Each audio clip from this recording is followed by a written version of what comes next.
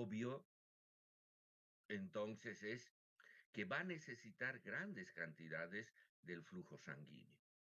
En el estado de reposo, la cantidad de sangre que recibe el músculo en total es aproximadamente unos 750 ml por minuto. Eso significa menos de 1 litro. Pero cuando se realiza un ejercicio intenso, este valor puede aumentar cercano a los 20 litros por minuto. Por eso les decía que el gasto cardíaco debe aumentar de manera paralela para sostener este gran incremento del flujo sanguíneo. Normalmente en una persona no deportista, el gasto cardíaco se incrementa en 4 a 5 veces. Hemos visto en las curvas de función cardíaca que significa más o menos 25 litros por minuto el gasto cardíaco. Y en aquellas personas entrenadas, aquellos deportistas, puede aumentar hasta 6 a 7 veces. Eso significa 35 litros por minuto. Es realmente un incremento muy importante del gasto cardíaco. En reposo, fíjense la cantidad tan pequeña de sangre que reciben los músculos, 3 a 4 ml por minuto por 100 gramos. Por eso que les decía que toda la masa muscular recibe algo menos de 1 litro, 750 ml. Pero en un ejercicio extremo puede aumentar el requerimiento de flujo sanguíneo en 25 veces y en atletas muy bien entrenados hasta 50 veces. Este valor de 3 a 4 ml por minuto, fíjense cómo puede incrementarse tanto, hasta 100 ml por minuto por 100 gramos. Y en algunos tejidos, por ejemplo, en los corredores de maratón, en algunos tejidos musculares especiales, puede fácilmente subir a 200 o más mililitros por minuto por 100 gramos. Algo que también es interesante considerar es que durante el ejercicio intenso, el flujo sanguíneo no es uniforme, porque durante las contracciones musculares, el flujo sanguíneo va a disminuir de manera importante en la contracción muscular. Y aquí está una gráfica que refleja la variabilidad del flujo sanguíneo, por ejemplo, en los músculos gastrocnemios, o sea, en los músculos de la pantorrilla. Vemos que durante la fase de la contracción muscular, el flujo sanguíneo disminuye de manera importante, pero durante la fase de la relajación muscular, fíjense cómo se incrementa de manera sustancial. Terminado el ejercicio, todavía permanece algunos segundos más este incremento del flujo sanguíneo, pues posiblemente para reponer lo que haya podido consumirse en exceso de sustancias nutritivas. Pero al cabo de pocos minutos vuelve nuevamente a su nivel de reposo normal. Cuando los músculos están en reposo, muchos capilares están cerrados. Por lo tanto, en muchos capilares musculares no hay flujo sanguíneo o es muy pequeño o nulo. Pero cuando se realice el ejercicio extenuante, todos los capilares que estaban quiescentes, durmientes si quieren, se abren. Todos comienzan a abrirse porque hemos visto que la cantidad de sangre que debe pasar por los músculos activos es realmente grande, ¿no? Aumenta 20, 25 o más veces. Esta apertura de capilares tiene la función de disminuir la distancia que deben recorrer los nutrientes, en especial el oxígeno, para llegar a la fibra muscular activa. Esta apertura de capilares también aumenta la superficie de intercambio capilar en 2 a 3 veces más. Por lo tanto, va a ser mucho más dinámico el intercambio de nutrientes y de sustancias de desecho si es que se incrementa la superficie de los capilares, como aquí dice, hasta 2 a 3 veces. ¿Qué controla el flujo sanguíneo? A través de los músculos. Exactamente los mismos factores que controlan el flujo sanguíneo en la mayor parte de los tejidos. Eso significa que está mediado fundamentalmente por la disponibilidad de oxígeno y posiblemente de otros nutrientes para cubrir las necesidades metabólicas de ese tejido. Hemos desarrollado con un poco más de detalle en todo un capítulo que indica la regulación de los tejidos y su flujo sanguíneo. Y se ha visto en ella que cuando se consume bastante oxígeno y por lo tanto disminuye su disponibilidad, se liberarán diversas sustancias vasodilatadoras. Entre las principales tenemos la adenosina, que es una sustancia muy importante, pero posiblemente no es la única, porque se ha visto que inclusive infundiendo a un territorio muscular esta adenosina durante más allá de 1 o 2 horas, ya no puede aumentar el flujo sanguíneo de manera sostenida. Pero sabemos por hechos reales que, por ejemplo, un corredor de maratón demora pues casi 4 horas de mantener un flujo muy, pero muy grande a su masa muscular. Y en este tiempo la adenosina hubiera perdido gran capacidad de regulación. Por lo tanto, se dice que no es solo la adenosina la encargada de aumentar el flujo sanguíneo y actuar como sustancia vasodilatadora, sino también posiblemente hay otras sustancias como los iones de potasio, compuestos de fosfato de adenosina, los iones hidrógeno, el ácido láctico, el dióxido de carbono, diversas prostaglandinas, etcétera, ¿no? Además, menciona estas teorías de control que no solo se requieren sustancias vasodilatadoras, sino que muchas arteriolas no pueden mantener la contracción, o sea, su musculatura lisa no puede mantener una contracción sostenida si es que no hay oxígeno y otros nutrientes en la propia fibra muscular. No solo se requieren sustancias vasodilatadoras, sino que también la ausencia de nutrientes hace que de manera natural la fibra muscular lisa del vaso sanguíneo se relaje. Entonces, el flujo de los músculos esqueléticos responde a los mismos mecanismos de regulación del flujo sanguíneo que existe en otros tejidos.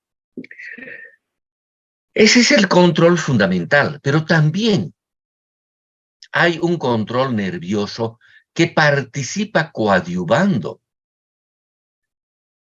en la regulación del flujo sanguíneo. Hemos visto que el sistema nervioso simpático tiene nervios vasoconstrictores simpáticos y algunos nervios vasodilatadores simpáticos. Perdón, posiblemente los nervios vasodilatadores simpáticos solo se encuentran a nivel de los músculos esqueléticos y todavía no sabemos si realmente tiene una participación destacada en la regulación de la circulación. En un capítulo anterior vimos que posiblemente tiene 2 participaciones importantes en el aumento anticipado del flujo sanguíneo cuando se va a realizar ejercicio y en el síncope vasovagal o vaído emocional. Pero estos nervios vasoconstrictores simpáticos juegan un papel interesante, por decir lo menos, en el control del flujo sanguíneo. Todos los tejidos tienen estos nervios vasoconstrictores simpáticos, pero hemos dicho que estos nervios vasoconstrictores simpáticos no llegan en la misma cantidad, en la misma proporción a todos los tejidos. Llega o hay una inervación vasoconstrictora simpática muy acusada en 4 tejidos: en el riñón, en el vaso, en la piel y en los intestinos. Moderado en el músculo esquelético y casi nulo en corazón y cerebro. Por lo tanto, cuando hay una activación máxima del sistema nervioso simpático a través de estos nervios vasoconstrictores, en esos tejidos que he mencionado que tienen una rica inervación, como el riñón, la piel, etc., el flujo sanguíneo disminuye casi a 0. Pero no ocurre lo mismo en el músculo esquelético. En el músculo esquelético puede disminuir hasta la mitad, más o menos, tal vez de manera extrema, a 1/3 de lo normal. O sea, no hay una disminución tan sustancial como en los otros tejidos. Y a nivel del encéfalo y el músculo cardíaco, casi nada de disminución, porque para sostener la vida de la persona es obvio que se requiere un adecuado flujo sanguíneo de cerebro y de corazón, pero también del músculo esquelético. Esta contracción en el músculo esquelético por este influjo vasoconstrictor se va a dar especialmente en los casos de un shock circulatorio. En un shock circulatorio donde la presión arterial va a descender a niveles peligrosos y por lo tanto esta masa muscular puede prestarle por esta vasoconstricción sangre a los tejidos nobles. Estoy hablando de encéfalo y de corazón. Cuando se produce también esta excitación simpática, las glándulas suprarrenales también van a secretar cantidades importantes tanto de noradrenalina como de adrenalina. Y hemos visto en más de una ocasión que la adrenalina actúa como un vasodilatador en aquellos lugares en el que existen receptores beta-adrenérgicos. Un ejemplo claro de vasculatura que tiene receptores beta-adrenérgicos es la circulación coronaria del corazón, como vamos a ver más luego. Por lo tanto, durante esta situación de estrés tan importante que es el ejercicio, deben realizarse 3 ajustes esenciales. ¿Para qué?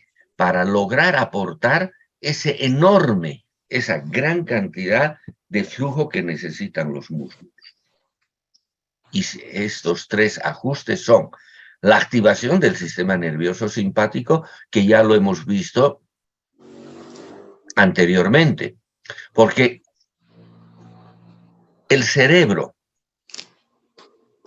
cuando manda información a través de la corteza motora para que los músculos se ejerciten, también manda información al centro vasomotor para que se estimule el componente simpático y se inhiba el componente parasimpático.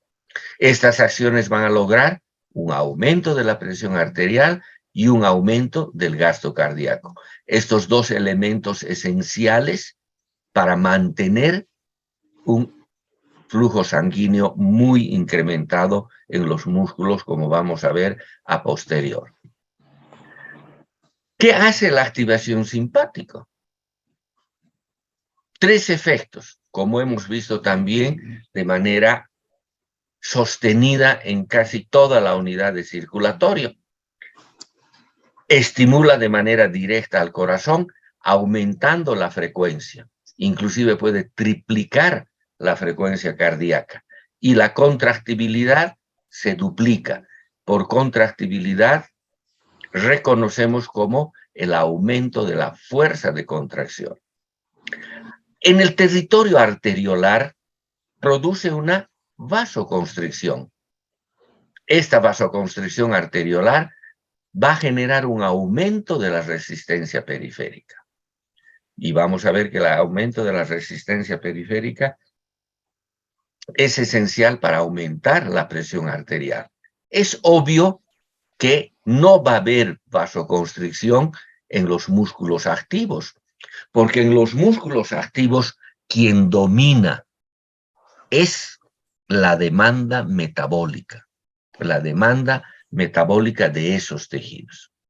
Estas acciones pueden dar que se desvíen hasta 2 litros por minuto de un flujo extra hacia los músculos. Y a veces estos 2 litros de sangre extra significan la diferencia entre la vida y la muerte. La parte del Guyton que está ahí es medio muy mal traducida, medio rara, donde habla de una persona que corre por su vida, o sea, totalmente medio confuso. Pero en realidad, ¿qué es lo que dice? Que cuando un animal en la sabana africana, por ejemplo, está corriendo por su vida, está siendo perseguido por un felino, el hecho de que estos componentes le den un poco más de sangre a sus músculos va a significar que escape de su depredador y por lo tanto permanezca con vida. Ese es el concepto que lo da el Guyton y que posiblemente por una mala traducción no es muy entendido. Este aporte extra entonces puede significar la diferencia entre la vida y la muerte, como les digo, de un animal que está corriendo de su depredador, escapando de su depredador, ¿no? Como dice aquí, el aumento de la velocidad de carrera. Aunque sea pequeño, escapa. Nuevamente, mencionar que el sistema coronario y cerebral están al margen del efecto vasoconstrictor. Obvio. Si disminuiría el flujo sanguíneo al corazón y también al cerebro, no podríamos mantener todo este sistema de incremento del flujo sanguíneo. Cuando se produce el influjo simpático, también se produce una contracción del territorio venoso y también de las otras zonas de capacitancia. Estoy hablando de los reservorios venosos específicos. Estas zonas y reservorios de capacitancia aumentan el retorno venoso. Si aumenta el retorno venoso, obvio que aumenta el gasto cardíaco. Y si aumenta el gasto cardíaco, va a llegar mayor cantidad de sangre hacia los músculos activos. La estimulación simpática es muy importante para aumentar la presión durante el ejercicio. Vamos a ver que el sistema nervioso durante el ejercicio no solo mantiene la presión arterial en su nivel normal, no, aumenta, incrementa la presión arterial, porque este incremento de la presión arterial aumenta aún más el flujo sanguíneo a través de esos músculos activos.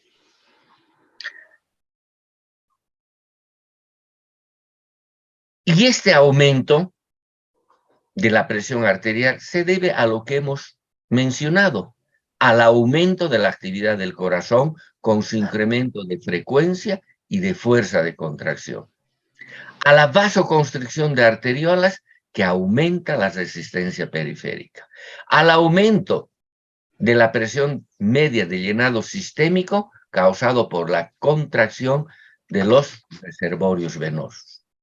El incremento de la presión arterial es variable de acuerdo al tipo de ejercicio que está realizando la persona.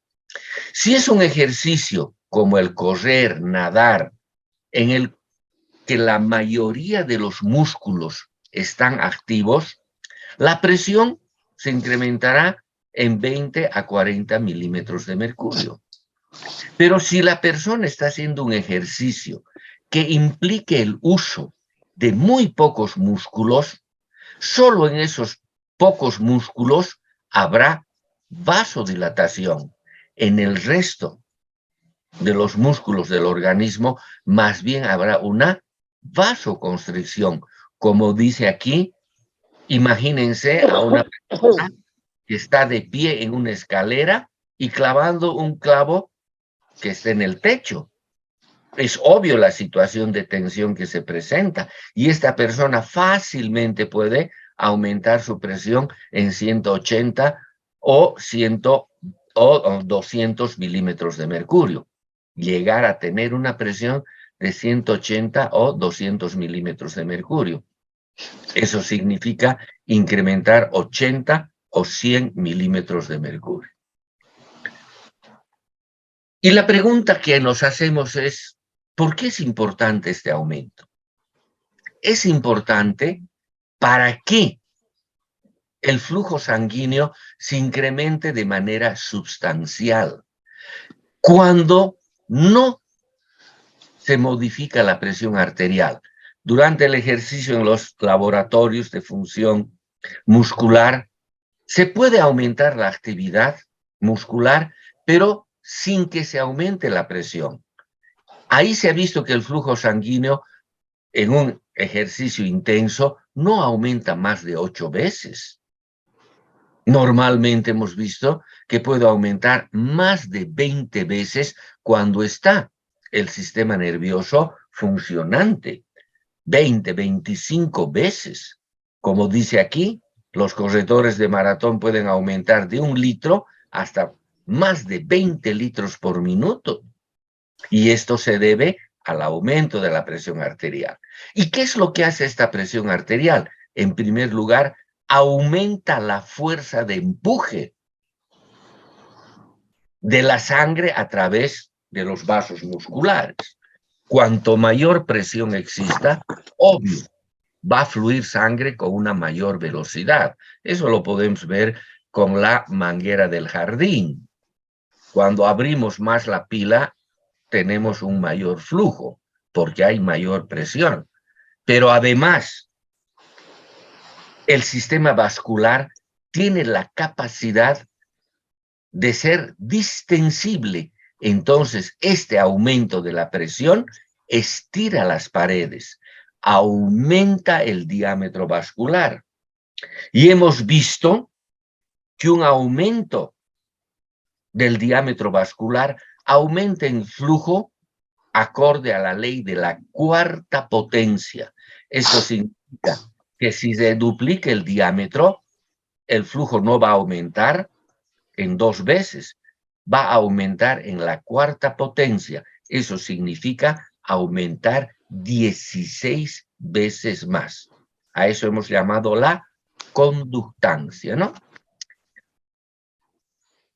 Así como es importante aumentar la presión arterial, es muy importante el aumento del gasto cardíaco. Cuanto más gasto cardíaco, más oxígeno y nutrientes le llegarán a los músculos. Por lo tanto, no solo es importante que los músculos esqueléticos, por entrenamientos previos, tengan una fuerza incrementada, sino que los entrenamientos previos también aumenten el gasto cardíaco. Son aquellos deportistas que logran aumentar su gasto cardíaco los que marcan los récords olímpicos, los récords mundiales en sus disciplinas. Todo esto, lo que estamos mencionando, lo podemos ver de manera gráfica, analizando las curvas de función cardíaca o curva del gasto cardíaco y las curvas del retorno venoso. Fíjense, aquí está. En líneas negras es en estado de reposo. Esta es la curva del gasto cardíaco y esta es la curva del retorno venoso. ¿Dónde se cruzan? En el punto de intersección A, que es que para una presión en la aurícula derecha de 0 milímetros de mercurio, el gasto cardíaco es de 5 litros por minuto. Pero cuando se produce un ejercicio intenso, la curva de función cardíaca se desplaza hacia arriba. Fíjense, en una persona no entrenada, la meseta alcanza en 25 litros por minuto. Pero en un deportista entrenado por la hipertrofia del músculo cardíaco, esta curva puede desplazarse hasta 35 litros por minuto. Y de la misma manera acontece con la curva del retorno venoso. Esta curva del retorno venoso, fíjense cómo se desplaza hacia la derecha y hacia arriba. Se desplaza hacia la derecha porque aumenta la presión media de llenado sistémico, esa presión con la cual está lleno nuestro sistema circulatorio. ¿Y por qué se desplaza tanto? 20, 25, 30. En un ejercicio intenso fácilmente se desplaza la presión media de llenado sistémica a 30 milímetros de mercurio. Se desplaza por la contracción del lecho venoso, por la contracción de esos reservorios venosos. Fíjense, de lo normal de 7, fácilmente puede llegar a 30 milímetros de mercurio. Pero también esta curva del retorno venoso, cómo se desplaza hacia arriba. Eso significa que disminuye la resistencia al retorno venoso. Aquí está. ¿Y a qué se debe esta disminución del retorno venoso? A la importante vasodilatación en el territorio muscular, ¿no? En una persona muy entrenada, esta curva se irá aquí, acompañando de manera sincrónica a la curva del gasto cardíaco. Por lo tanto, podemos observar que el punto de equilibrio ahora se ha desplazado del punto A al punto B en el ejercicio.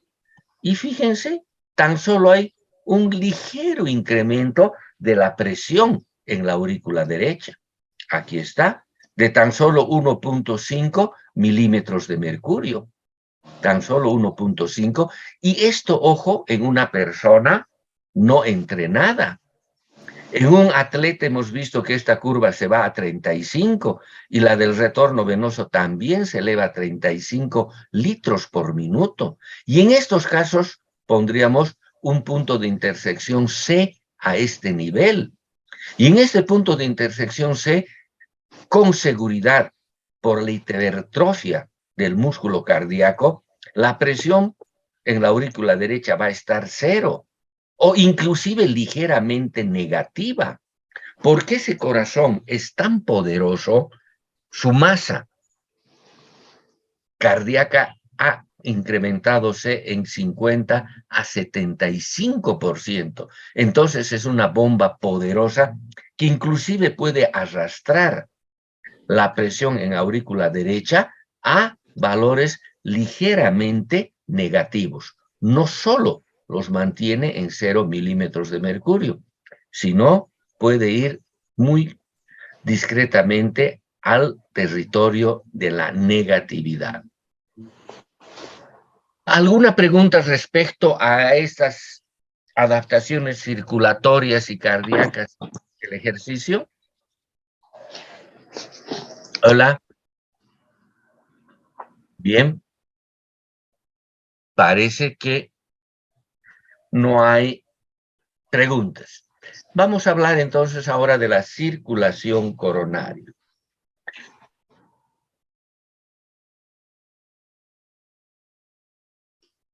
Como dice aquí, aproximadamente un tercio, una tercera parte de la gente que muere en los países industrializados es consecuencia de alguna arteriopatía coronaria. Estas están dañadas. Por lo tanto, ¿no ve? Por lo tanto, es algo que debemos conocer, que debemos saber. Y como es en países industrializados, donde el nivel adquisitivo es alto, la investigación de estos procesos es sumamente alta, sumamente importante. El desarrollo para la solución de los problemas de las cardiopatías coronarias, pues está muy, muy adelante, porque es un problema de salud de países ricos, ¿no? Tan así es que la mayoría de las personas de edad, los ancianos, tienen siempre cierto grado de deterioro de la circulación arterial coronaria.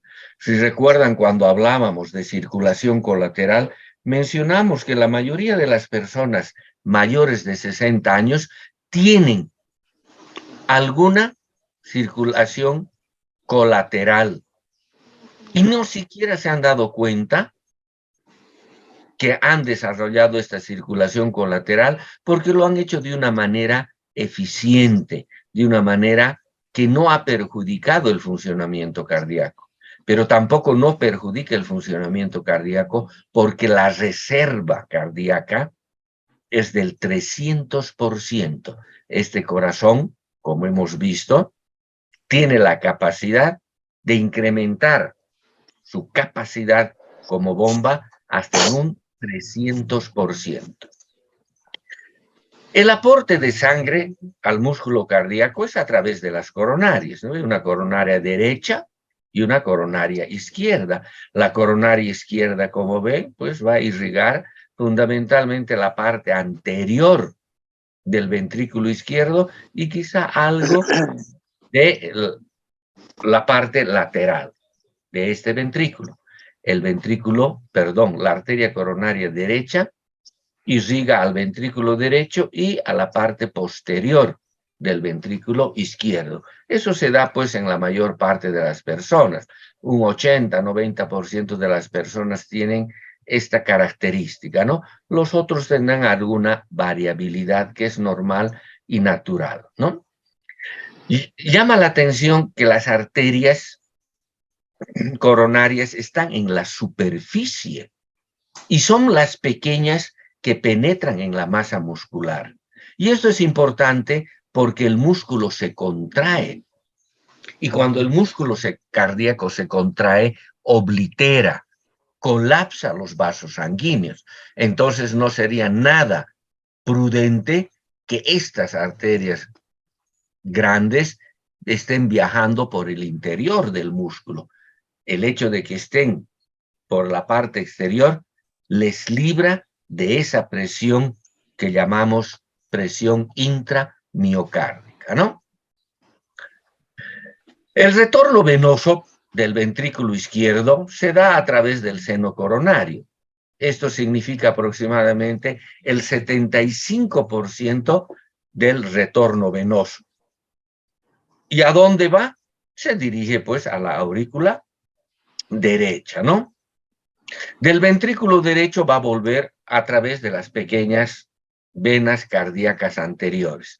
Venas cardíacas anteriores que no entran al seno coronario, sino directamente se vacían en la aurícula derecha. Y una cantidad muy, pero muy pequeña vuelve hacia el propio corazón a través de esas minúsculas venas de Tevesio, que se vacían, como les mencionaba, directamente en las distintas cámaras cardíacas. La cantidad de sangre que recibe el corazón normalmente, o sea, su flujo sanguíneo normal, es aproximadamente entre un 4 a 5% del gasto cardíaco, ¿no? Redondeando y para recordar mejor, decimos que es del 5% del gasto cardíaco. Eso en reposo significa 70 ml por minuto por 100 gramos de músculo. Y si consideramos a todo el músculo, representa 225 ml por minuto. O sea, hace el más o menos 4.5% del gasto cardíaco.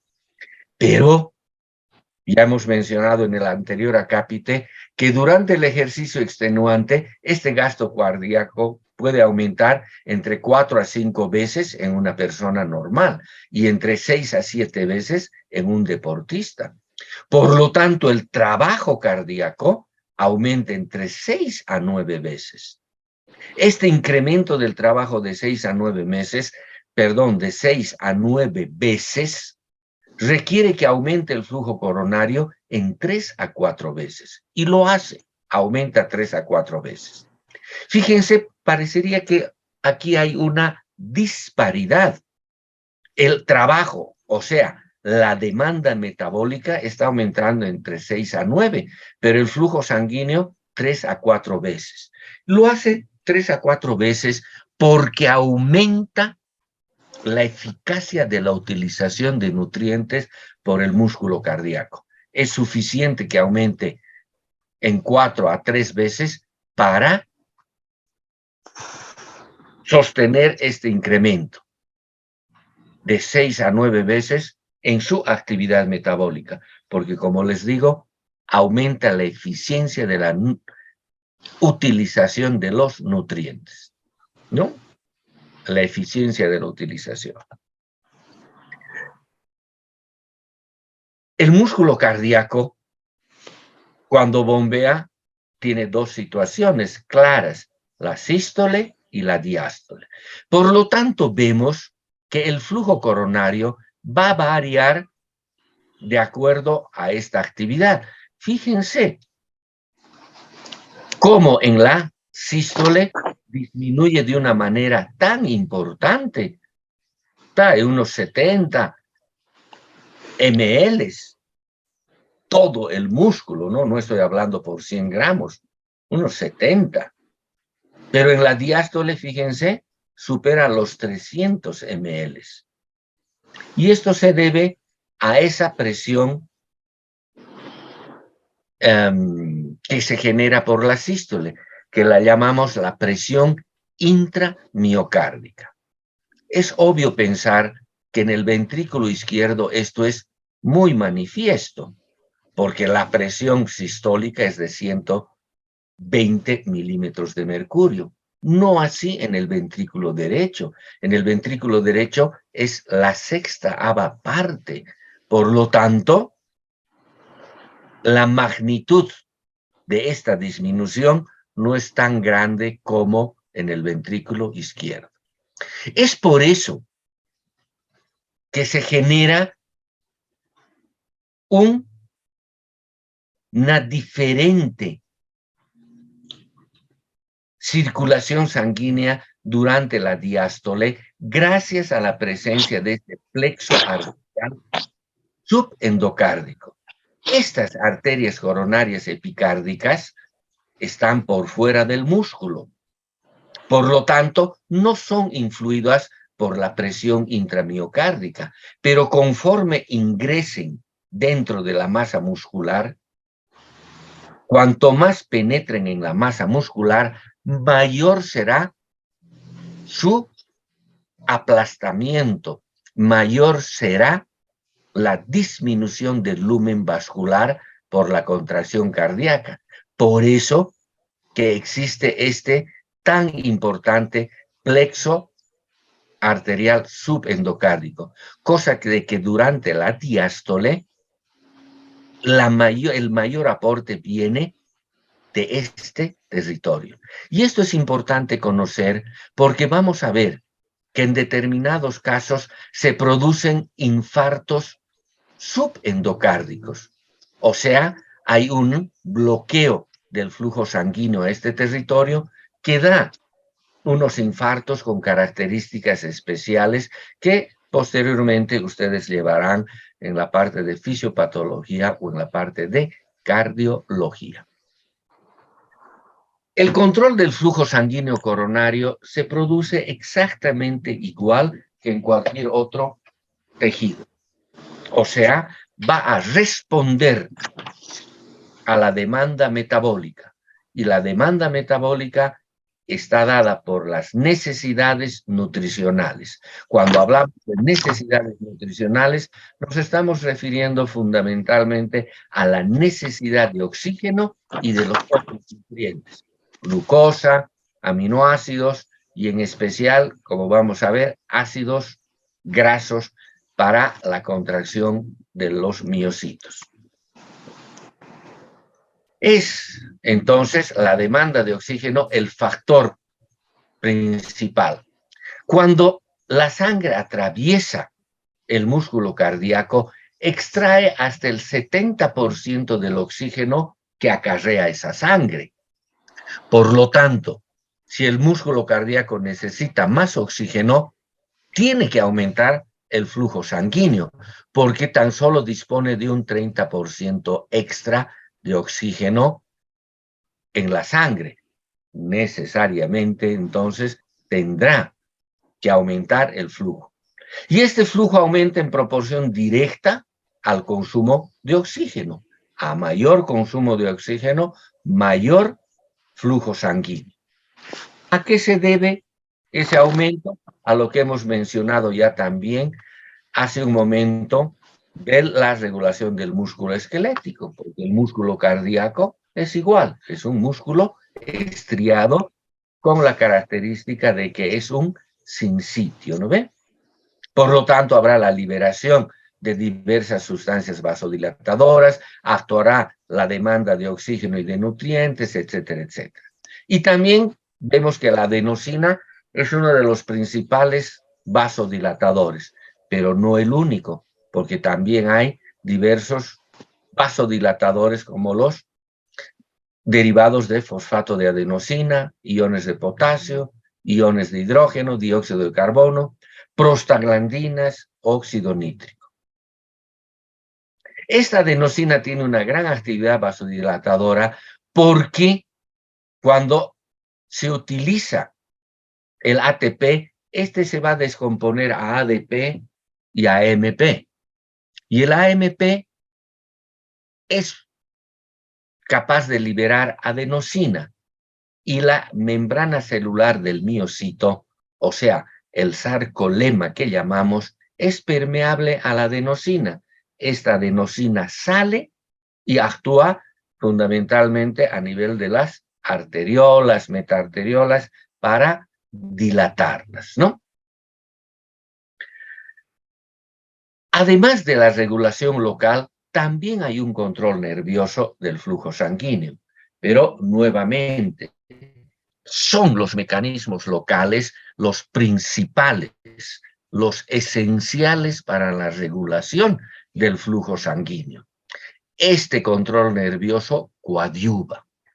Y vamos a ver que este control nervioso mediado por el sistema nervioso autónomo, simpático y parasimpático, actúa de manera directa como de manera indirecta.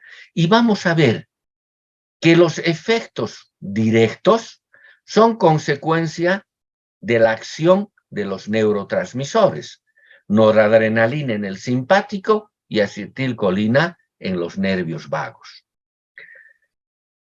De manera directa, la acetilcolina tiene un ligero efecto vasodilatador. Y lo mismo, la noradrenalina, especialmente, tiene un efecto constrictor. Y la adrenalina tiene ambos, constrictor y dilatador. Pero ojo, les hemos mencionado ya anteriormente que la cantidad de fibras vasoconstrictoras que existe a nivel del corazón y el cerebro son muy, muy pocas. Por eso que no es afectada de manera significativa en condiciones normales. Porque vamos a ver que algunas personas tienen una hiperreactividad alfa receptora en su circulación coronaria, especialmente en los vasos coronarios epicárdicos. Y cuando hay una estimulación simpática intensa, se produce una vasoconstricción y se produce una angina de pecho. O, si es manifiesta, inclusive puede generar un infarto de miocardio. Pero eso es cuando está alterada, cuando no es normal esa inervación. Los efectos indirectos del sistema autónomo se deben a los cambios en la actividad cardíaca y por lo tanto van a ser opuestos a los efectos directos. Por ejemplo, una estimulación simpática hemos visto que aumenta la frecuencia, aumenta la fuerza, etcétera, etcétera. Aumenta la función del corazón como bomba. Por lo tanto, va a generar un proceso de vasodilatación. Y este proceso de vasodilatación supera con creces el efecto directo, que sería una muy ligera vasoconstricción.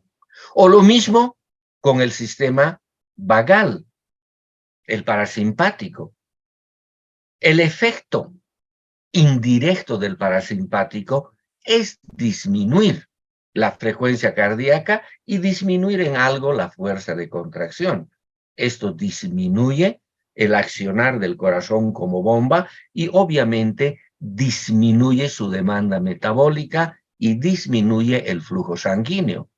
Fíjense, es un efecto opuesto al efecto directo de la acetilcolina, generando una vasodilatación, porque el músculo cardíaco, por el efecto indirecto, disminuye su demanda metabólica, se genera una vasoconstricción coronaria. Lo que les mencionaba anteriormente, algunas personas, los efectos vasoconstrictores alfa pueden ser desproporcionalmente importantes y que genera una isquemia vasoespástica, dolor anginoso, y si es muy marcado, infarto de miocardio. Pero siempre, siempre el control metabólico va a superar a los efectos nerviosos. El metabolismo del músculo cardíaco tiene algunas características importantes que mencionar, y la principal es que no utiliza hidratos de carbono para obtener energía, utiliza ácidos grasos. El 70% de su energía proviene de los ácidos grasos. Pero también una característica del músculo cardíaco es que en condiciones de isquemia, en condiciones de anaerobiosis, activa de manera importante la glucólisis anaeróbica. Esta glucólisis anaeróbica obviamente es importante porque genera ATP, genera energía, pero porque consume grandes cantidades de glucosa, ¿no? El inconveniente es que esta glucólisis anaeróbica consume grandes cantidades de glucosa y además forma enormes cantidades de ácido láctico. Y es posiblemente la presencia de este ácido láctico el que cause el dolor anginoso. Más del 95% de la energía se utiliza para formar ATP, obviamente. Y este ATP se utiliza, pues, para el proceso de la cremallera en la contracción muscular cardíaca. Una buena porción también se utiliza para hacer funcionar la bomba de sodio-potasio, la bomba de calcio, etc. Cuando hay una isquemia coronaria intensa, les decía que el ATP se degrada en ADP, AMP, y el AMP libera adenosina. La membrana del miocito es permeable a la adenosina y esta se sale. ¿Se sale para qué? Para generar un proceso de vasodilatación. Pero si la isquemia se presenta por más de 30 minutos, es una isquemia intensa, como el infarto de miocardio. Esto va a generar que el 50% de la adenosina se pierda del miocito. Y algo importante a saber es que ese miocito solo puede regenerar síntesis nueva de adenosina en solo 2%. Por lo tanto, podemos aliviar la isquemia, pero el alivio de esta isquemia es muy tarde, porque ya se ha perdido adenosina y ya no puede formarse ATP. Y ese miocito está condenado a morir. ¿Alguna pregunta respecto a circulación coronaria? ¿Alguna observación que tengan? Bien, si no, vamos a ver ahora ruidos cardíacos. El libro lo menciona como tonos cardíacos. Perdón, sí, tonos cardíacos, pero nosotros estamos más acostumbrados a usar el término de ruidos cardíacos. ¿Se oye de manera adecuada,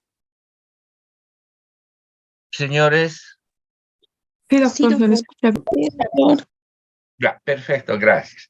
Bien, partiremos diciendo, en primer término, que la apertura de las válvulas cardíacas no generan sonido, no generan ruidos.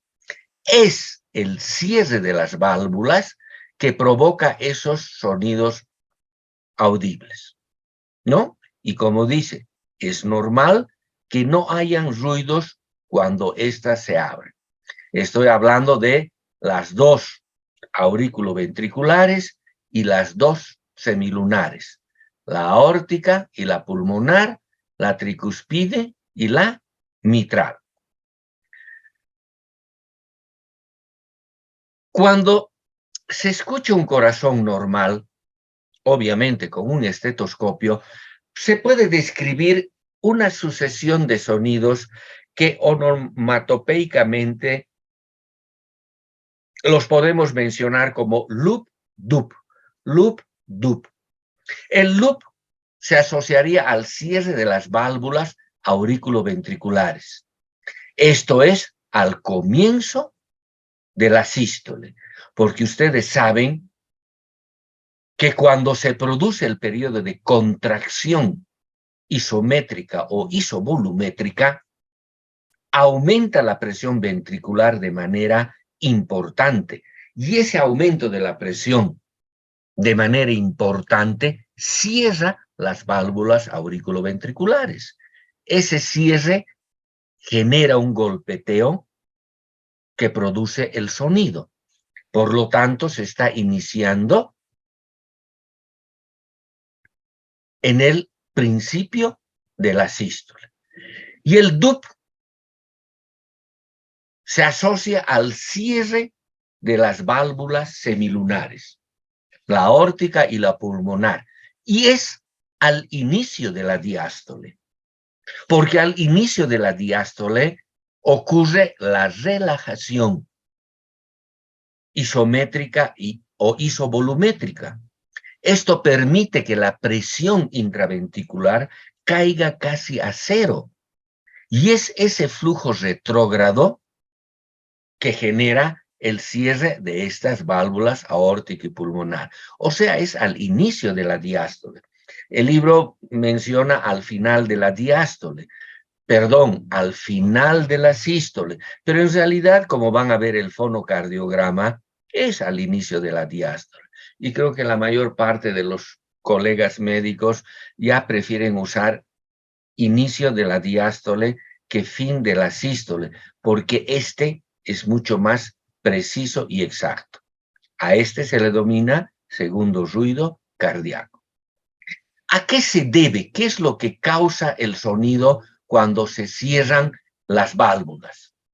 En el caso del primer ruido, las válvulas auriculoventriculares. Y es que ese flujo retrógrado que se produce al inicio de la sístole hace que estas válvulas se cierren y por lo tanto vibren. Y además son detenidas de manera brusca por las cuerdas tendinosas. Y estas cuerdas tendinosas también se tornan tensas. Por lo tanto, vibran las válvulas, vibran las cuerdas vocales y vibran las paredes asociadas. O sea, vibran tanto pared ventricular como pared auricular. Y no solo vibran las paredes, sino también vibran los vasos que los rodean y también la sangre. La sangre genera una turbulencia sonora, ¿no? Son esos remolinos que se generan en el interior de las cavidades y de los vasos sanguíneos que producen esa turbulencia sonora, ¿no? Fíjense, la tirantez de las cuerdas, de las válvulas, hacen que vibre la sangre, paredes ventriculares. Todo esto produce esta turbulencia sonora. Y el segundo ruido cardíaco está asociado al cierre, como les decía, de la aórtica y la pulmonar. Se va a producir al inicio de la diástole, pero como decía, a algunos les gusta usar fin de la disístole, pero en realidad es inicio de la diástole. Y esto se debe a que la caída de la presión intraventricular genera un ligero flujo retrógrado que hace cerrar estas válvulas aórtica y pulmonar, que son mucho más rígidas que las auriculoventriculares. Es por eso que el segundo ruido cardíaco es de un tono más alto que el primer ruido y también tiene una duración menor porque su módulo elástico es mayor. Vibran con mayor frecuencia. Este cierre hace que protruyan ligeramente estas válvulas hacia los ventrículos y generen una turbulencia sonora por esta reverberación de la sangre a nivel de los ventrículos, pero también a nivel de las arterias, tanto la arteria aorta como la arteria pulmonar. Y son estas vibraciones que se transmiten principalmente a lo largo de las arterias. Por eso que hay un foco aórtico y hay un foco pulmonar. Y cuando entran en contacto con una caja de resonancia, como es el tórax, este amplifica el sonido. Y si nosotros ponemos un estetoscopio sobre la superficie del tórax, vamos a poder oír estos ruidos cardíacos. Lo que les decía, el primer ruido cardíaco dura 0,14 de segundos y el segundo tiene una duración un poco más corta, 0,11. ¿Por qué este segundo es más corto? Porque las válvulas semilunares, como les mencionaba, son más rígidas, son más tensas que las auriculoventriculares. Y al ser más tensas, vibran durante menos tiempo. El intervalo audible, lo que podemos oír nosotros del primero y el segundo ruidos cardíacos, es muy poco, porque tienen una frecuencia baja y también tienen una intensidad baja. Lo audible para nosotros está entre 40 ciclos por segundo y tal vez un poquito más de 500 ciclos por segundo, como vamos a ver en la gráfica que voy a mostrar luego. Si es que nosotros utilizamos un micrófono especial para registrar estos sonidos, vamos a ver que todo lo que se ha registrado se encuentra por debajo de nuestras frecuencias y niveles audibles para nosotros.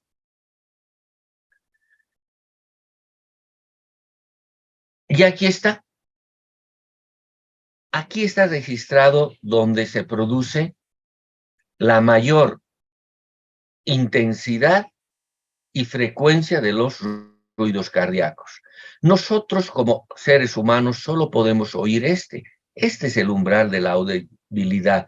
Fíjense, solo esto podemos oír de los ruidos cardíacos, ¿no? Aproximadamente comenzamos a oír, perdón, cuando está algo de 40 ciclos por segundo. Fíjense aquí, 40 ciclos por segundo, y después de unos 500 y algo ciclos por segundo. Esto no lo podemos oír porque nuestro sistema auditivo no está diseñado para captar esta frecuencia e intensidad de sonido, ¿no? La intensidad de centinas por centímetro cuadrado. Además de estos dos ruidos cardíacos, podemos en ocasiones oír un tercer ruido cardíaco. Es débil, retumbante y se produce al inicio del tercio medio de la diástole. ¿A qué se debe este tercer ruido cardíaco? Posiblemente se debe a la oscilación de la sangre, a la reverberación de la sangre que entra a un ventrículo que ya tiene sangre en sus cavidades y por lo tanto esta sangre entra, sale y choca en las paredes de ese ventrículo y es lo que oímos. Como dice su libro en un ejemplo, es como poner un saco, una bolsa de papel en un grifo de agua, abrir el grifo y se siente ese sonido porque el agua está chocando con las paredes de ese saco de papel. ¿Por qué aparece recién en el tercio medio y no aparece desde el inicio? Es porque posiblemente no haya una suficiente cantidad de sangre al inicio para que genere esa reverberación que causa las vibraciones y que producen el sonido. La frecuencia, pues, es habitualmente muy baja y también su intensidad es muy baja. Solo aquellos oídos bien entrenados pueden percibirlo con el estetoscopio, ¿no? Pero en un fonocardiograma, pues, se describe de una manera absolutamente demostrable. También existe un cuarto ruido cardíaco que lo denominamos ruido de la contracción auricular, ¿no? Cuarto ruido cardíaco. Y como su nombre dice, se debe a la contracción auricular. Y sabemos que la contracción auricular se produce al inicio del último tercio de la diástole, porque las aurículas son bombas de cebado, bombas de cebado. No son como los ventrículos que son bombas de potencia. Lo que hace la contracción auricular es dar un 20% más de sangre al ventrículo, o sea, le yapa. El 80% del llenado ventricular se realiza de manera pasiva, por diferencia de presión. Solo ese 20% que se agrega es por la contracción auricular. Y lógicamente, esta contracción auricular empuja ese 20% de sangre a un ventrículo que ya tiene buena cantidad de sangre y por lo tanto genera turbulencia. O sea, sería el mismo mecanismo del tercer ruido cardíaco. Se agita la sangre, hace vibrar las paredes, vibra la sangre, etcétera, y eso es lo que genera. Ese es cuarto ruido cardíaco. Cuarto ruido cardíaco que normalmente el oído pues no lo puede percibir, pero sí en un fonocardiograma, porque su frecuencia y su intensidad son muy bajas, ¿no? Fíjense, aquí está. Les decía que los ruidos que se generan por el cierre de las válvulas no están directamente sobre ellas, sino están por los lugares donde más se disemina, que son las cavidades ventriculares o las arterias. El ruido que se genera por el cierre de las válvulas aórticas está a este nivel. ¿Por qué? La aorta hace este recorrido. Por lo tanto, aquí debemos poner el estetoscopio para percibir mejor el ruido de la válvula aórtica. En este lugar vamos a oír todos los ruidos, los sonidos que generan las válvulas, pero fundamentalmente la aórtica. Aquí, en el lado izquierdo, tenemos el área pulmonar. Vamos a oír también los demás ruidos, pero mucho mejor a este nivel. Aquí tenemos, para la válvula tricúspide, muy cerca del apéndice sifoides, y aquí, para la válvula mitral, en lo que le llamamos el choque de punta. Por lo tanto, el médico, nosotros tenemos que mover de un foco a otro el estetoscopio para poder discriminar dónde está el mayor sonido. Y donde está el mayor sonido, obviamente va a estar la afectación, ¿no? Este es el famoso fonocardiograma que les decía. Fíjense, este es el primer ruido cardíaco. ¿Dónde está? Al inicio de la sístole. El segundo ruido cardíaco, ¿dónde está? Al inicio de la diástole. Fíjense, la duración es de 0,11, su duración es de 0,14. El tercer ruido cardíaco, muy pequeñito, muy bajo, al inicio del tercio medio. Y el ruido auricular o cuarto ruido al inicio del último tercio de la diástole. Y aquí vemos en algunas patologías que por en cuanto no nos interesa todavía. Bien, con esto hubiéramos concluido tonos cardíacos y hubiéramos concluido la parte de circulación. El día viernes ya debemos pasar a sistema renal, al capítulo renal, ¿no? ¿Tienen alguna pregunta de todo lo que esto hemos mencionado, algo que es necesario aclarar o requiere alguna explicación adicional? Hola. Creo que no, doctor. Buen día. Perfecto. Bien, entonces, gracias por